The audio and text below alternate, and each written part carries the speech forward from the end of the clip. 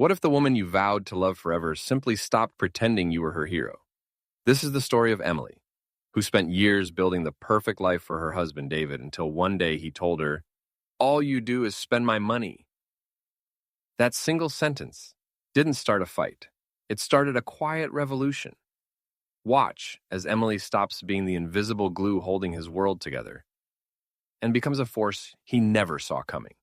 He thought he controlled the story, but she's about to write a whole new ending. Disclaimer.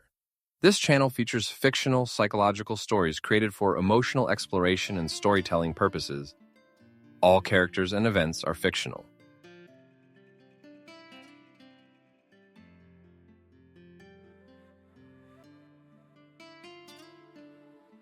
The thing about words is, you can't take them back. Once they're out, they hang in the air like a change in pressure, and everyone has to just breathe them in. That Wednesday evening smelled like lemon-scented cleaner, and the chicken marsala Emily had spent 40 minutes preparing. The house, their 3-bedroom colonial in a quiet suburb of Boston, was in its usual state of controlled calm. The sink was empty, the counters gleamed, and the faint, distant hum of the dishwasher was the only sound. David was home, loosening his tie as he scrolled through emails on his phone at the kitchen island. He hadn't commented on dinner, only eaten it methodically. The fight started like they all did lately, not with a shout, but with a pinprick. Emily was rinsing her plate. "The estimate for the kitchen backsplash came in," she said, her voice neutral. "It's a bit higher than we discussed, but it's because of the waterproofing behind the stove." David didn't look up. "Why is it higher?" "Material costs went up and the labor for the proper sealant. We already have a backsplash. It's cracked behind the range. It's a moisture issue." She kept her hands moving under the warm water. "We talked about this. We set the budget." "We talked about a number," David corrected, finally setting his phone down. His tone was flat, administrative. "You found a way to exceed it. You always do."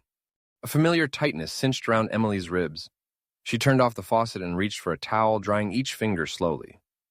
"It's not an indulgence, David. It's a repair, a necessary one." Necessary. He let the words sit between them, heavy with implication. The list of necessary things never ends. The new washer, the tree trimming, the car tires, the endless stream of stuff.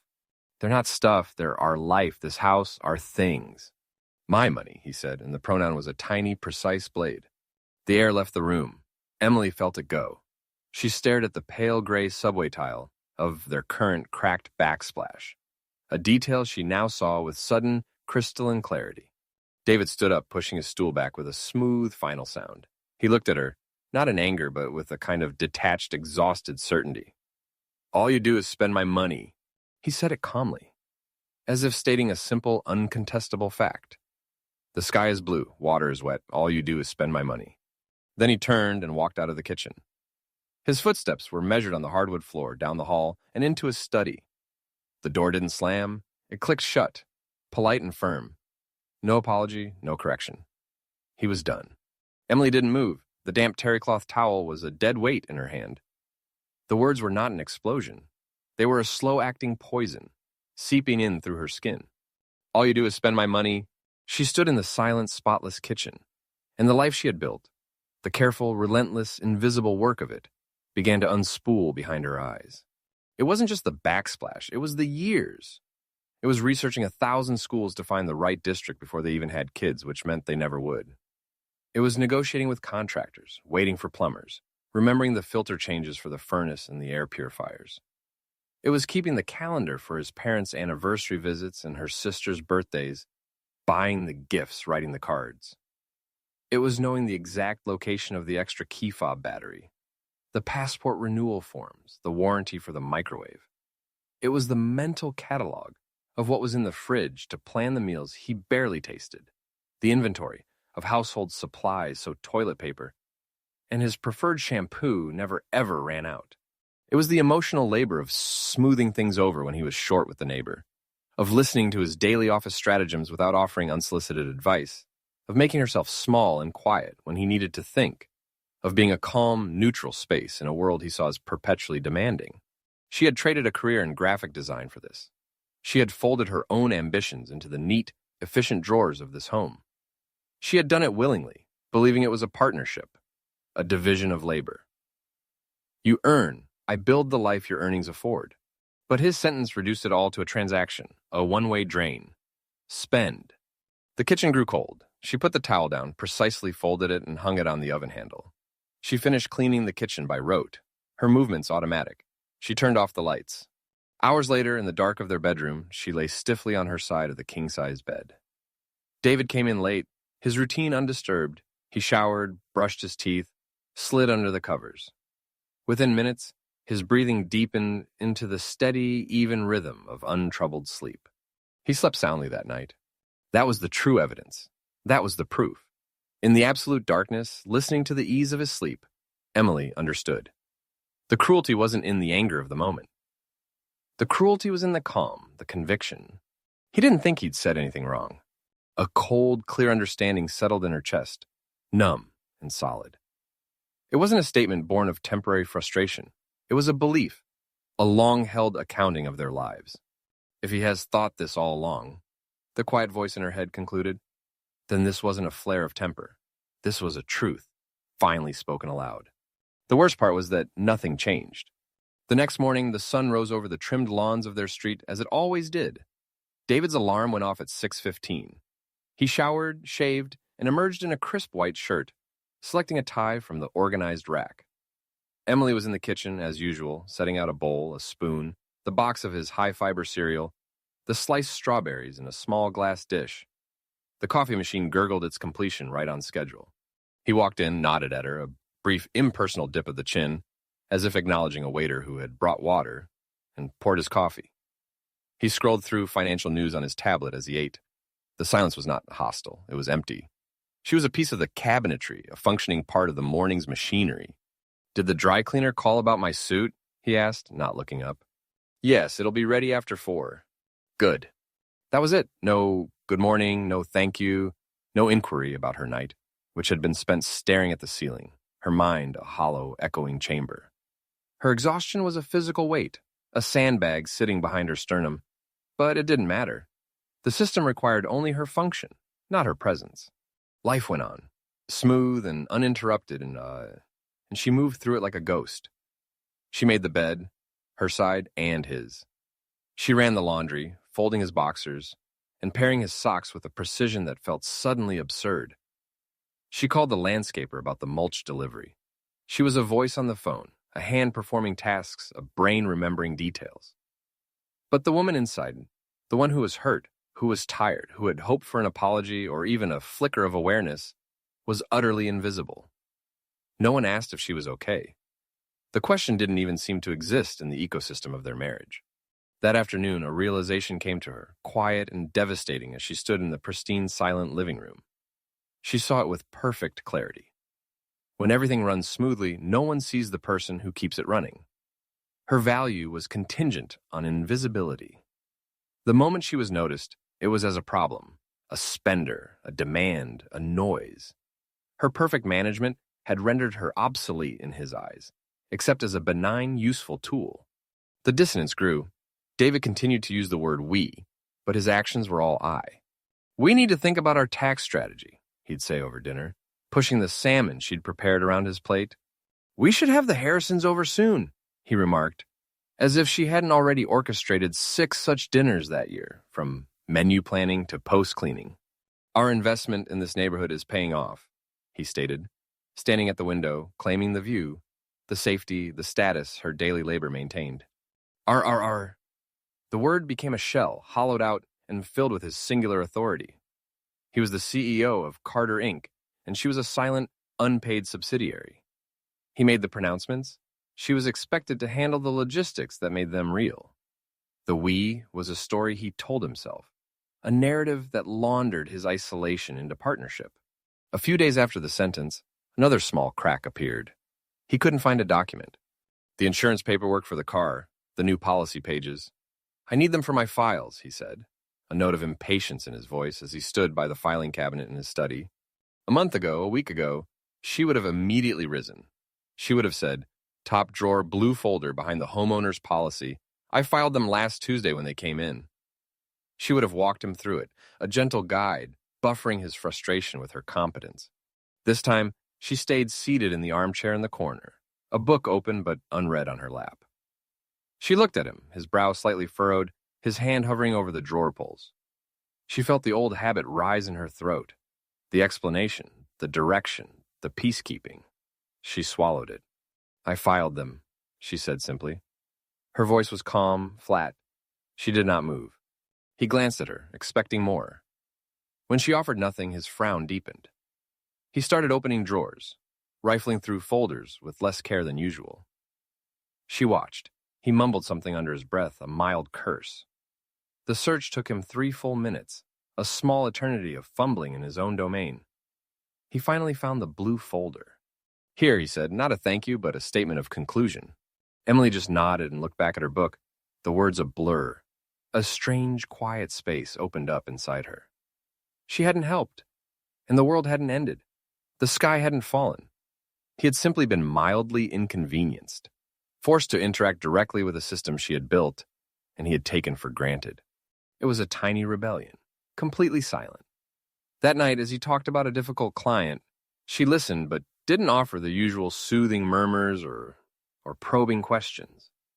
She let his words hang in the air, unanswered. He eventually trailed off, turning back to his phone, the silence feeling different this time. Not comfortable, but incomplete. The ghost in the house was starting to withhold her hauntings. The warmth she had always provided, the emotional padding that made his hard edges comfortable for everyone, began to recede.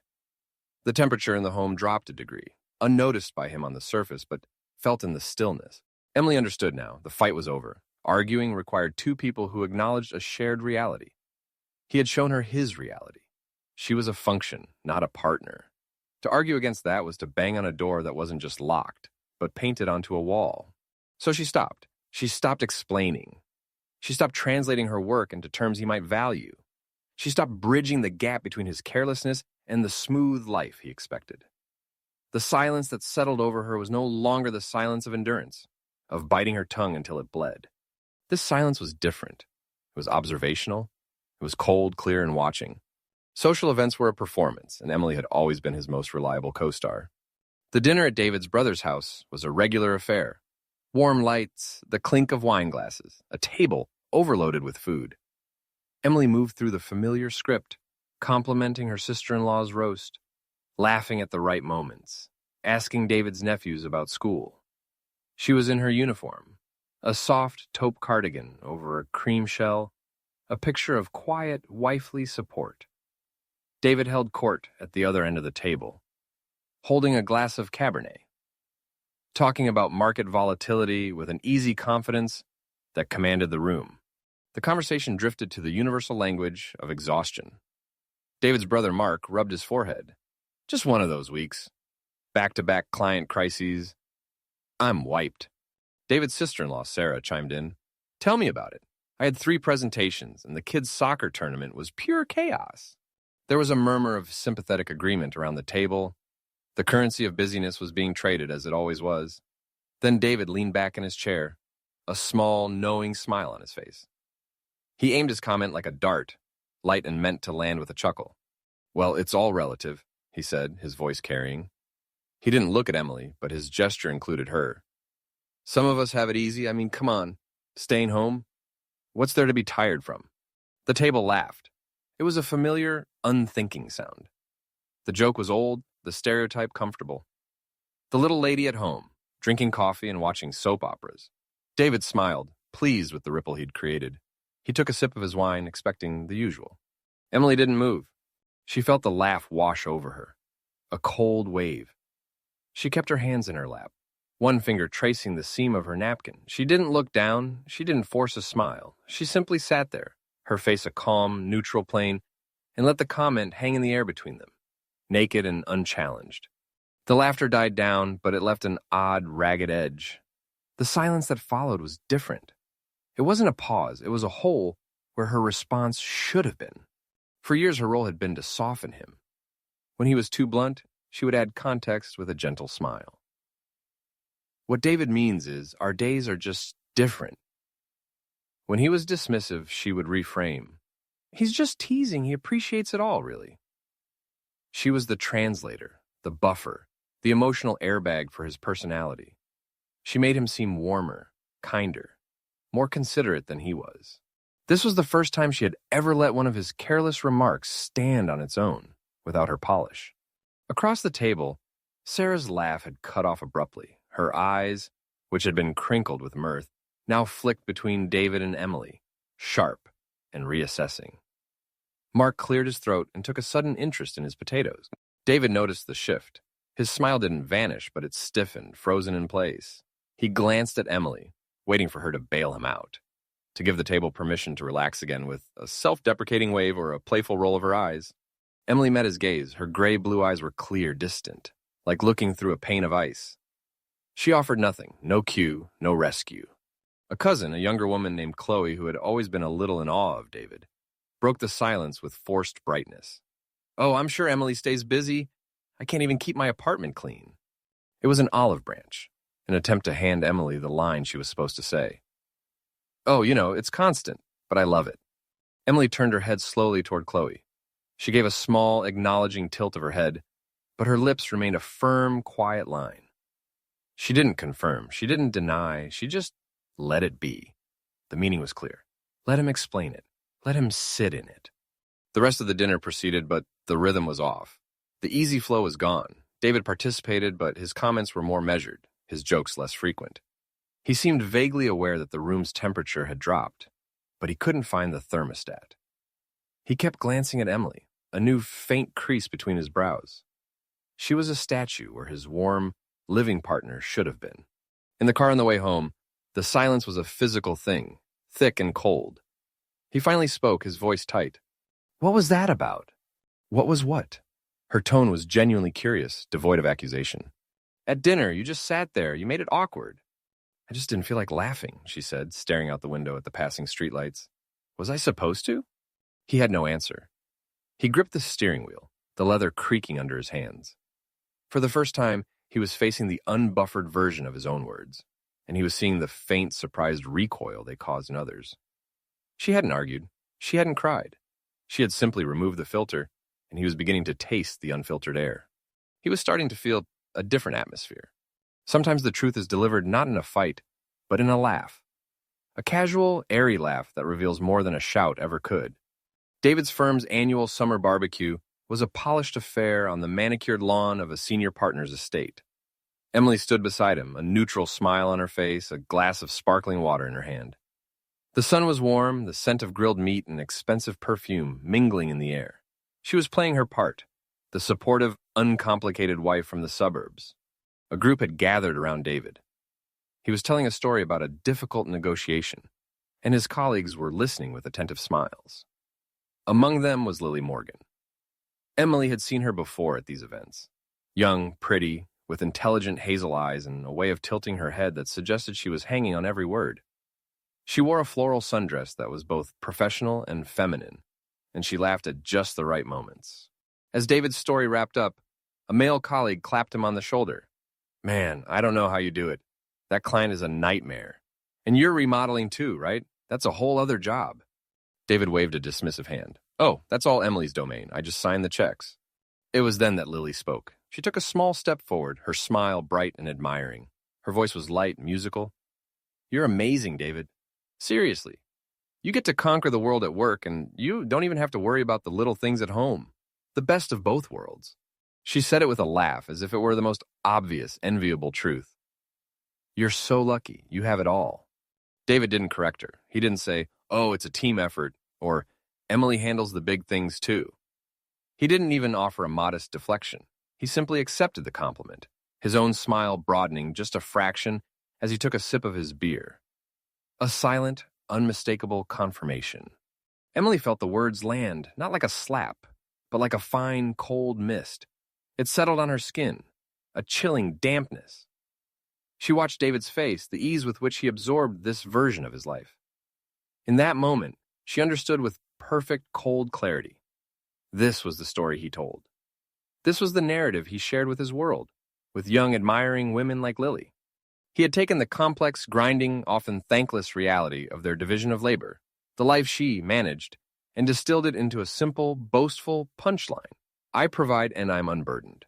My home runs itself, leaving me free for greater things.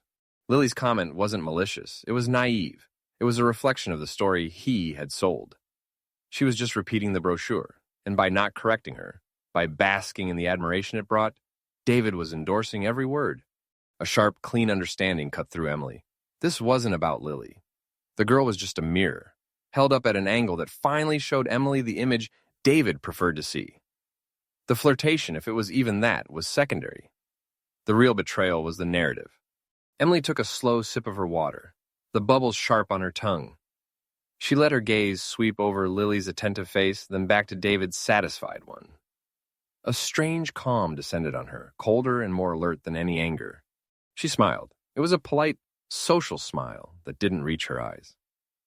"It's important to have a system that works for both people," she said, her voice pleasant and utterly empty. It was a non-answer, a corporate-speak void that gave nothing away. Lily's eyes flicked to her, momentarily surprised, as if just remembering she was there. "Oh, of course, it sounds like a dream system." Her tone was still bright, but a faint, uncertain flicker crossed her face. She had expected a different response, perhaps a shared laugh from the wife, a confirmation of David's glorious luck. Emily's neutral, almost bureaucratic reply didn't fit the script. David shifted his weight in the first sign of discomfort. He cleared his throat. "Well, we manage." It was a weak attempt to reclaim the narrative, but the spell of the easy compliment was broken. The conversation moved on, but Emily stayed inside that cold, clear space. She felt no jealousy. There was no hot, twisting sickness in her gut. Instead, she felt a sobering, almost academic focus. She watched Lily's easy laughter, her casual touches on David's arm to emphasize a point. She watched David's relaxed posture, his willingness to be the hero of his own simplified story. She didn't feel threatened. She felt informed. This was a data point, a crucial one. It showed her the value he assigned to her in the accounting he shared with the outside world.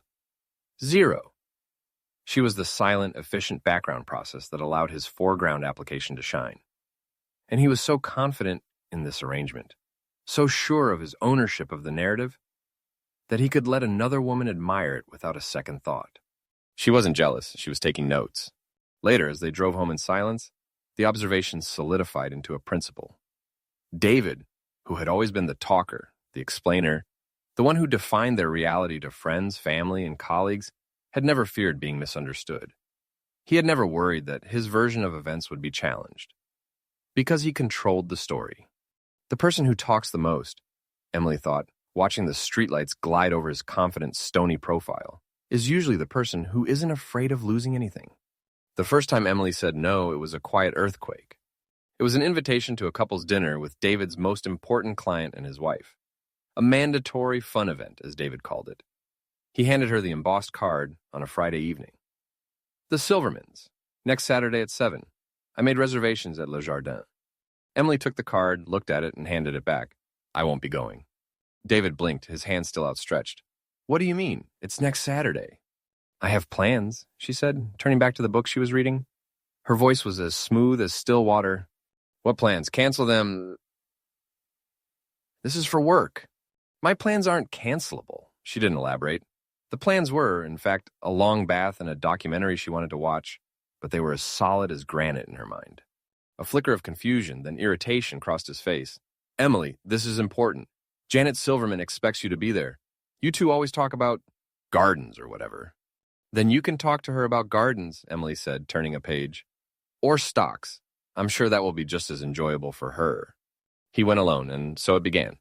Emily stopped appearing beside him as his social buffer, his translator, his living proof of a perfect home life. She declined backyard barbecues, charity galas, and casual drinks with colleagues. Her reasons were always calm, implacable, and utterly private. "I'm not feeling up to it. I have a prior commitment. I need a quiet night." At first, David was annoyed, then he was inconvenienced. Finally, he was exposed. Without her by his side, he had to navigate the social world on his own. He had to make small talk with the wives, who usually chatted with Emily. He had to remember the details of their lives, the son's college application, the mother's hip surgery, the upcoming trip to Napa, details that Emily had always stored in her mental filing cabinet and fed to him in discreet whispers. He started to get things wrong. At a partner's summer party, he greeted a colleague's wife. "Michelle, Great to see you. How's the family? Michelle's smile was polite but tight. We're fine, David. Though we told Emily last time, it's been rough since my father passed. David's confident smile faltered. Oh, right, of course. My condolences. The conversation never recovered its ease. He had stepped unseeing on emotional landmine that Emily had always carefully mapped for him. Another time, he tried to joke with a client about his wife's obsession with redecorating. Never ending, right? The pillows alone could bankrupt a man. The client, a man who proudly shared Pinterest boards with his interior designer wife, gave a short, humorless laugh. Actually, Sarah has an amazing eye. It's an investment in our happiness. David's joke, which would have been softened by Emily's playful eye roll beside him, fell like a lead balloon. He was left looking boorish and out of touch. The looks people gave him began to change. It wasn't hostility, it was a subtle recalibration. The friendly curiosity, "Where's Emily tonight?" started to carry a faint, unspoken question mark. His usual stories about his tidy home, his well-managed life, began to ring hollow without his chief operating officer present to silently validate them. He was a CEO giving a glowing annual report, while everyone knew the COO had quietly resigned. The polished image of the ideal husband, successful, supported, in control of both boardroom and hearth, began to chip. People saw a man who didn't know his friends were grieving. A man who mocked his client's spouse. A man who was, suddenly and inexplicably, always alone. Emily heard about it in fragments. A text from Sarah, his sister-in-law. "Hey, missed you at the fundraiser. David seemed a little off. Everything okay?" She'd reply with a simple, "Well, all fine, thanks. Just needed a night in." She felt no warmth in these moments, no vindication, just a cold, sharp sliver of understanding. She was watching the apparatus of his persona malfunction without its primary operator. The social credit he had built using her invisible labor was slowly being called in, and he was struggling to make the payments. One evening, he came home from a disastrous golf outing with potential investors. He tossed his keys on the counter with more force than necessary. "You couldn't have reminded me that Paul's wife is vegan?" he snapped, not looking at her. I suggested the steakhouse. He gave me a lecture about animal ethics for 10 minutes. It was humiliating. Emily was watering a philodendron by the window. She didn't stop. She didn't apologize. She simply said, "I suppose you'll have to remember that yourself next time." He stared at her back, the line of her shoulders calm and unyielding.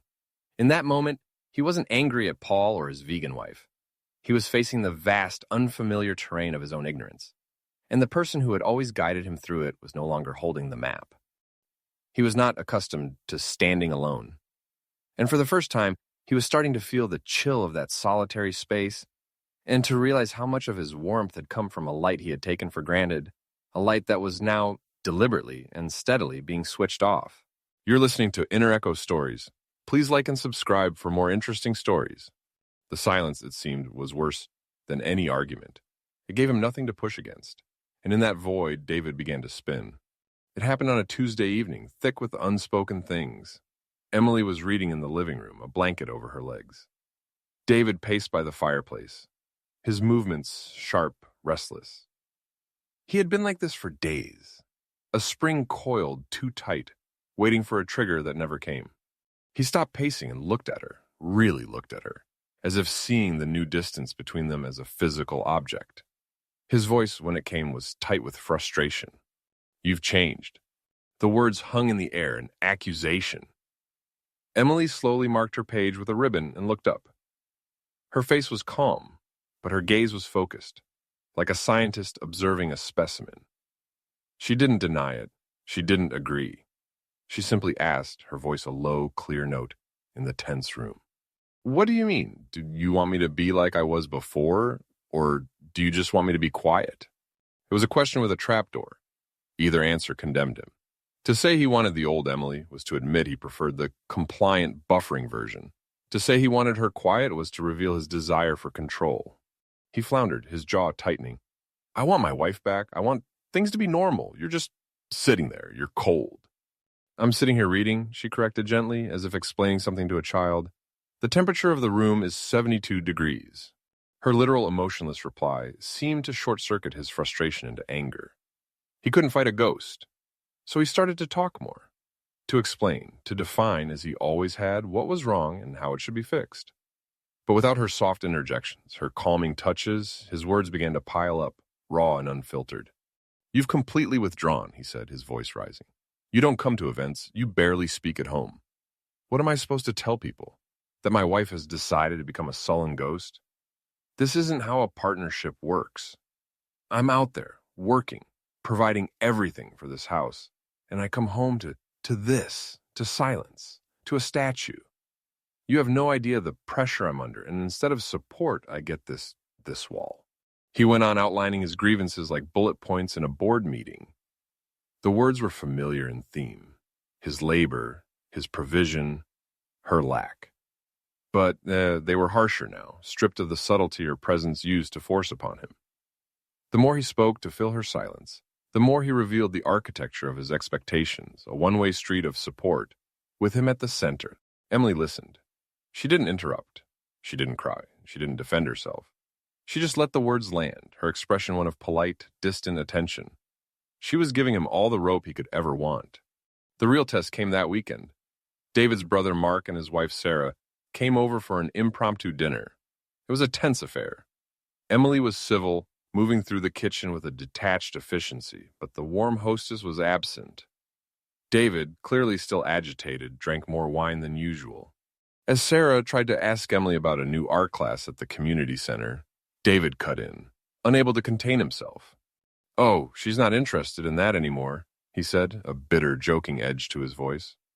"Her new hobby is a strategic silence. It's all the rage." The table went still. Sarah's smile froze. Mark looked into his wine glass. Emily, serving the salad, didn't even flinch. She didn't look hurt. She didn't shoot David a wounded look. She simply placed the bowl on the table and said, in that same calm, neutral tone that David finds the quiet difficult to adjust to, and then she sat down. She offered no further explanation. She didn't laugh it off. She just let it sit there. It was David who couldn't let it sit. Stung by her non-reaction and the uncomfortable stares of his family, he felt compelled to explain, to justify. "It's just, things have been off," he said to Mark and Sarah, leaning forward as if confiding in allies. "Ever since we had a disagreement about the house, she's taken it to a whole other level. It's like living with a polite stranger. I work all day. I deal with real problems, and I come home to this emotional lockdown. How is a man supposed to deal with that? You can't even have a proper conversation." He kept talking. He described her calm as sullen, her observation as spite, her withdrawal as a calculated attack. The more he tried to paint himself as the reasonable, burdened party, the more he unwittingly painted a picture of a man who needed his wife to be a specific, accommodating shape, and who was bewildered and angered when she developed edges of her own. Emily ate her salad. She listened to him condemn himself with his own words. Sarah, who had always been fond of Emily, was no longer looking at David with sympathy, but with a dawning, uncomfortable realization. Mark looked deeply embarrassed for his brother. David, sensing he was losing the room, but unable to stop, finished with a sigh, a performance of a weary exasperation. "I just don't know what she wants from me anymore." It was then that Emily finally spoke, not to him, but to Sarah, as if answering a question about the recipe. "Sometimes," she said, her voice quiet but clear in the hushed room, "people don't want anything. They just want to be seen as they are." The dinner ended soon after. The air was thick with everything David had spilled. He had tried to rally witnesses to his side, but he had only shown them the controller behind the curtain, frustrated that his favorite puppet had come to life. Later, as they cleaned up in stifling silence, Emily felt no triumph, only a suffocating tension, a certainty that had solidified into something heavy in her chest. She watched David scrub a pot with unnecessary force, his back rigid with a frustration he could no longer articulate without making it worse. He had condemned himself. She hadn't needed to accuse him of being cold, controlling, or self-centered. She had only needed to step back, become a mirror, and let him talk. He had looked into it and revealed the face he'd always hidden, even from himself. There are some people, she understood, who don't need to be accused. They will, given enough quiet and enough rope, testify against themselves. The fight wasn't a fight. It was an autopsy, and it was conducted in the cold, clean light of absolute clarity. It had been weeks of glacial silence, of David's growing, flustered anger, and Emily's immovable calm. The house felt like a museum after hours. All the objects in place, but the life gone. Finally, one Sunday evening, David couldn't stand it anymore. He didn't explode, he just deflated. He found her in the living room, not reading this time, just staring out at the darkening backyard. He stood in the doorway, his usual commanding posture softened by uncertainty. "We need to talk," he said, his voice not demanding but almost pleading. Emily turned her head. "All right." He sat in the armchair opposite her, and not beside her on the sofa. The distance felt formal, final. He ran a hand through his hair, a gesture she hadn't seen in years, one that spoke of genuine distress. "This can't go on," he began, his words careful. "This ice age. I can't live like this." He looked at her, searching her face for the woman he knew. He found only a quiet, waiting listener. "Emily, I still love you." The words hung in the air. They were supposed to be a key, a magic phrase to unlock the warmth, to flood the room with feeling and forgiveness. In the past, they might have. She would have softened, cried, and they would have fallen into a fragile truce built on her tears and his relief. This time, Emily didn't cry. She didn't soften. She felt the words, heard them, and examined them with a detached, painful precision. The ache was there, a deep, old bruise, but it was covered by a layer of clear, numb ice. She tilted her head slightly, her gray-blue eyes fixed on him. "Do you?" she asked, her voice gentle but utterly devoid of sentiment. "Do you love me, David, or do you love the feeling of me being here?" He blinked as if the question were in a foreign language. What kind of question is that? Of course I love you." "What does that mean, though?" she pressed, not aggressively, but with the steady patience of a teacher. "You love that I make your life run smoothly. You love that I am a quiet, stable presence in your home. You love that I manage everything so you don't have to think about it. You love the function. But do you love the person doing it? The one who is tired, the one who has thoughts you never ask about, the one who might want something different from life than just maintaining yours?" He opened his mouth, then closed it. No sound came out. His silence was louder than any argument. It was an emptiness where an answer should have been.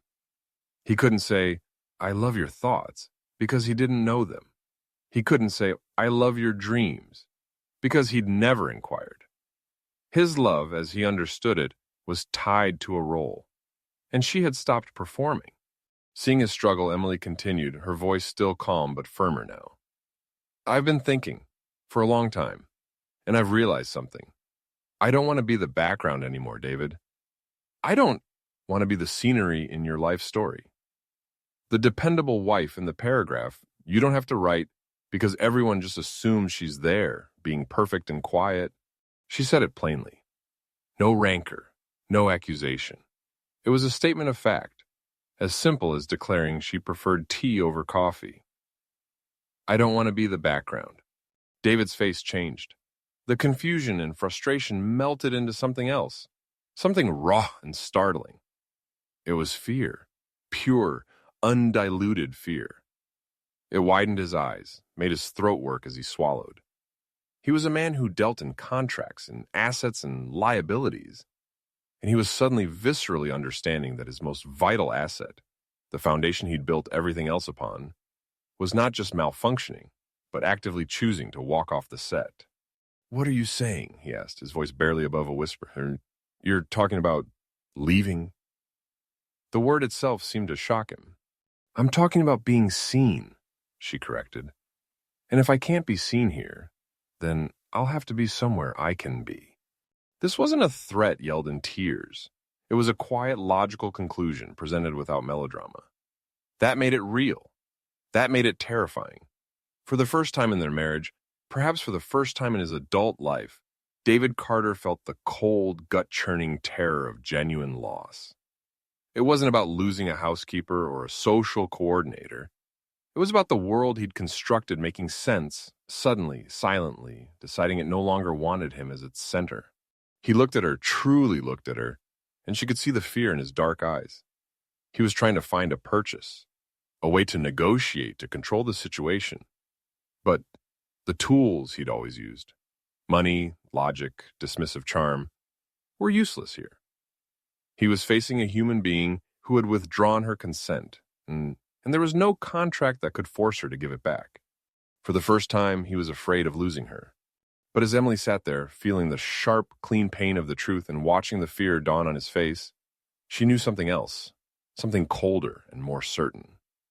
The fear in his eyes was not for her, not for her happiness, her fulfillment, her pain. It was fear for his ecosystem, for his comfort, for his story. Fear, she understood, does not mean change. It just means a scramble for the old comfort, and she was no longer for sale at any price. It was a holiday potluck at a neighbor's house, the kind of event Emily would have meticulously prepared for, and David would have dominated. This time, Emily brought a simple store-bought pie. She had not spent hours in the kitchen. She wore a plain black dress, not the soft, approachable cardigans David preferred. She was a neutral figure, a calm island in the chatter. The party swirled with conversations about work, vacations, sports. David was already holding court by the fireplace, a glass of whiskey in hand, telling a story about a high-stakes deal. A few people laughed at his punchline, but the energy was different. The laughs were polite, not engrossed. His brother Mark was there, and Sarah, and their looks were careful, no longer automatically admiring. Emily found herself in the kitchen, helping Sarah refill a platter of cheese. A few other women were there, including Lisa, a marketing director who'd just returned from maternity leave. Lisa looked exhausted, her smile strained. "I don't know how I'm supposed to do it all," Lisa sighed, not really expecting an answer.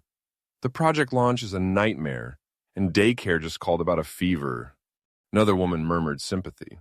Then Sarah glanced at Emily. "How do you do it, Em? I mean, running a household is a full-time job in itself, but you make it look so seamless. Is it just constant lists?"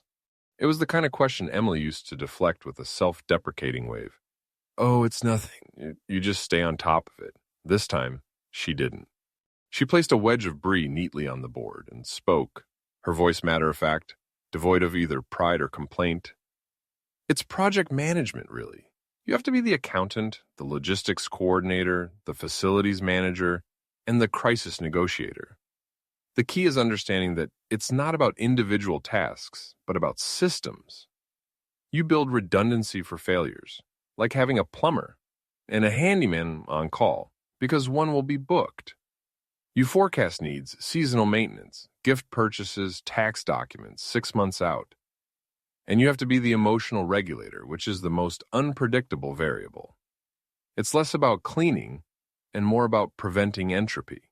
She said it calmly, as if describing the function of a carburetor. The women in the kitchen fell quiet, listening. Lisa's eyes widened slightly. "My God, you're right. I never thought of it like running a business." "It is a business," Emily said, "the business of life. And the CEO usually gets all the credit." Just then, David appeared in the doorway, drawn by the unusual quiet. He'd lost his audience in the living room, and had come to find his wife, perhaps to pull her into his orbit or to demonstrate his ownership. He caught the tail end of the conversation. He gave a short, forced laugh. "Don't let her fool you. It's not boardroom stuff. It's just keeping the home fires burning." He said it with his old charming dismissiveness, the kind that used to make everyone chuckle and see Emily as a sweet, diligent homebody. But the chuckle didn't come. Sarah looked at him, then quickly away, busying herself with crackers. Lisa's expression cooled. The room had heard Emily's calm, technical breakdown, and David's reduction of it to home fires sounded not charming, but diminutive, insulting. His interjection had no weight. It was a pebble thrown into a pool that had already stilled. His eyes scanned the faces, seeking the validation he was used to. He found none. He tried to recover. "I mean, she's amazing at it, of course. I couldn't do what I do without her." It was the line he'd used 1,000 times, but now it rang hollow. A script read after the play had already taken a different turn. His gaze then flicked to Lily Morgan, who was hovering near the dessert table, a small plate in hand. Lily, who had always been his most attentive audience member. She met his eyes for a brief second, then looked down, intently studying a slice of Emily's store-bought pie. She didn't smile. She didn't come to his rescue with a supportive comment. She was silent. The green tea had gone cold. A profound disorientation passed over David's face. The social coordinates he'd relied on were gone. The power in the room, the power of attention, of respect, of narrative control, had subtly shifted. It was no longer centered on him, the provider, the storyteller. It had drifted to the quiet woman by the cheese board, who had simply stated the facts of her existence without asking for permission or praise. He stood there in the doorway, suddenly superfluous. He was a guest at a party where the theme had changed without his notice. The realization was dawning on him, slow and chilling. His money, his job, his authority in the outside world meant nothing in this kitchen. Here, the person who understood the systems held the power. And for the first time, she was speaking about them openly, and people were listening. Emily picked up the cheese platter. "Excuse me," she said politely, and walked past him into the living room to offer it to the other guests. She didn't look at him. She didn't need to. She felt a quiet, fierce sliver of satisfaction, not a triumphant shout, but the clear click of a lock turning. He was realizing where the real power had always been, and he was realizing it too late.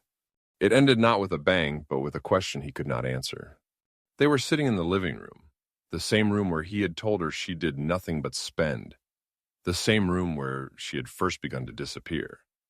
Now the silence between them was a vast, frozen lake. He had tried anger. He had tried fear. He had tried negotiation. Nothing had worked.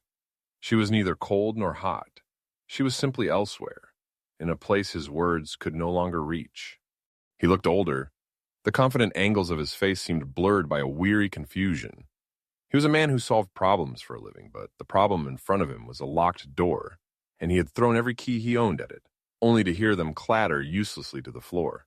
Finally, he just asked. The words came out flat, drained of all strategy, almost childlike in their simplicity. "What do you want, Emily?" He wasn't asking what she wanted for dinner, or for their vacation, or even for a new backsplash. He was asking the fundamental question he had never truly considered. He was asking for the terms of her surrender, or perhaps for the first time, the terms of her staying. Emily didn't answer right away. She let the question sit in the cold air between them. She was so tired. Not the physical tiredness of a long day, but a soul-deep fatigue.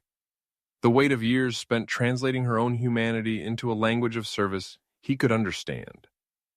She thought for a long time, her eyes on the empty fireplace, as if seeing all the staged coziness of winters past. What did she want? She wanted the thousands of hours back. She wanted the self she had folded and put away. But you can't want what is already gone. You can only want what comes next. She turned her head and looked at him. Her gray-blue eyes were clear, profoundly weary, and utterly calm. "I want to be treated like a person," she said. Her voice was quiet, but it filled the silent room. It was not a list of demands. It was not a request for more help, more dates, more thanks. It was something more basic and therefore more devastating. David stared at her, his brow furrowed not in anger, but in genuine, bewildered incomprehension. It was as if she had spoken in a language he didn't know. "What does that mean?" he asked, his voice hollow. "I've always treated you like a person." And there it was, the chasm, the unbridgeable gap. In his world, providing a home, an allowance, a social status, was treating someone like a person, a very well cared for person. He had never grasped that personhood wasn't about provision. It was about recognition. It was about being seen as a separate consciousness, with your own inner life, your own struggles, your own intrinsic value that existed entirely apart from your utility to him. Her statement hung in the air, a simple, impossible request. "See me." He opened his mouth, then closed it. He tried to form a sentence. "I do see you. I... The words died. He could not articulate an answer because he did not understand the question. He could promise to do more dishes. He could offer a bigger budget. He could plan a lavish trip. But how do you promise to grant someone a fundamental dignity you never realized you were withholding? How do you suddenly learn to see a soul? His silence was the loudest thing she had ever heard. It was the final confirmation. He could not give her what she wanted because he did not possess it to give. The currency of their marriage was all wrong. She was asking for gold, and he only had tin. Emily felt no anger then, only a deep settling sadness, heavy as stone. There was no victory here, no triumphant walkout. This wasn't a battle where one side won and the other lost. It was the slow, quiet sinking of a ship that had been taking on water for years. They were both going down with it, but only one of them had been building a lifeboat. She looked at him, this man she had loved, had built a life around, and felt a final, quiet severing. The last thread of hope, so thin she hadn't even known it was still there, snapped. She didn't get up. She didn't pack a bag. She just sat there, in the deepening twilight of their living room, and knew with absolute certainty that it was over. The war was done and there were no survivors, only one prisoner finally walking out of a cell that had long been unlocked. No one won. The house was quiet. The marriage was a hollow shell. He had his money, his control over things that could be bought, but he had lost the narrative, the comfort, the silent architect of his world. She had her clarity, her terrible, exhausting freedom, and the ruins of the life she'd poured herself into. In the gathering dark, only one thing was clear. Only one of them was truly awake now. And the waking world was a lonely, quiet, and irrevocable place. The story doesn't always end with a slammed door. Sometimes the door is left open, but the person who walks through it is not the same one who entered. They kept living in the house, or rather, they coexisted within it. It was not a truce, not a reconciliation. It was a quiet, mutual understanding that the old marriage was over. What replaced it was something else, something colder, clearer, and oddly peaceful. Emily did not leave, not in the dramatic suitcase-packing sense. She simply stopped vanishing. The ghost in the machine materialized. She still managed the household, but not with the same seamless, self-erasing devotion. She ordered groceries online for delivery. She hired a bi-weekly cleaning service, charging it to the joint account without discussion when David mentioned, with a hint of his old tone, that it seemed like an unnecessary expense. She simply said, "My time has value, too. This is the market rate for it." He had no reply. She felt no bitterness toward him. The resentment had burned off, leaving behind a cool, clean space. He was no longer her oppressor. He was just a man who lived in the same house, a man with profound, unchangeable limitations. Pity, perhaps, was the closest thing to emotion she felt, a detached pity for someone who could only experience the world in transactions. She never slipped back into the old role. When he had clients over, she was civil but not doting. She made coffee but did not linger to laugh at their jokes. She was a courteous roommate, not a hostess. David would try sometimes to engage her in the old way, to pull her into a story as his supporting character. "Emily, remember that time in Maine?" She would nod and say, "I do," but would not elaborate, would not help him tell it. The story would falter and die, and she began to speak. Not constantly, not angrily, but with a firm, quiet certainty when it was necessary. When he forgot to tell her his parents were visiting until the day before, she didn't scramble. She said, "I have plans tomorrow that I can't change. You'll need to handle their meals and entertainment." He was flustered, unprepared. He ordered takeout, and the visit was awkward. She came home late, serene, from the art class she'd signed up for. When a financial advisor came to the house, David spoke about his assets and his portfolio.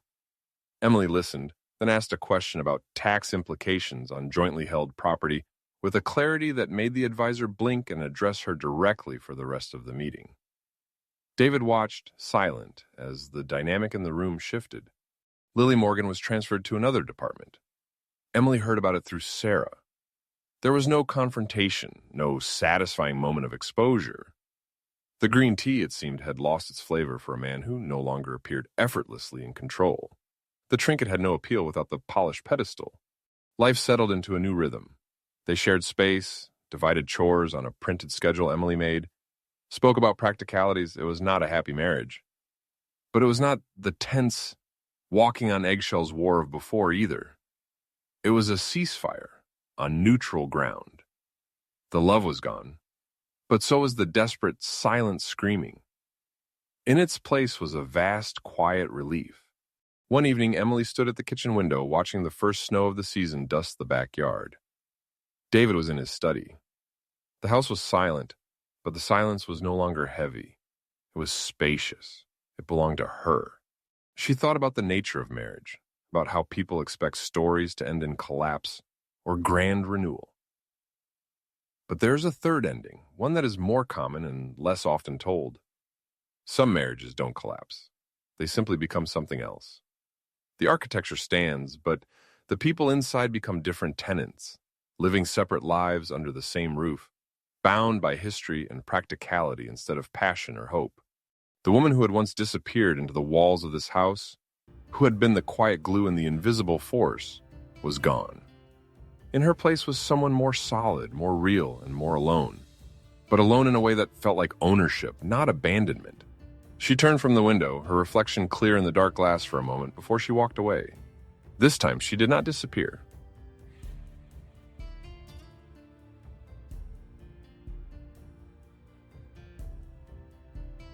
Thank you for your listening. It's about Emily. My heart broke for her, honestly. She wasn't lazy at all. She was running for the whole show behind the scenes, and he called her a spender. I was proud when she stopped explaining herself. She found quiet power he couldn't argue with. So lesson here, if you only value someone for what they do for you, you don't really see them. One day, they will stop being that person for you and you won't even know who they were. Thank you for your listening. If you like stories like this, please like and subscribe for more interesting stories.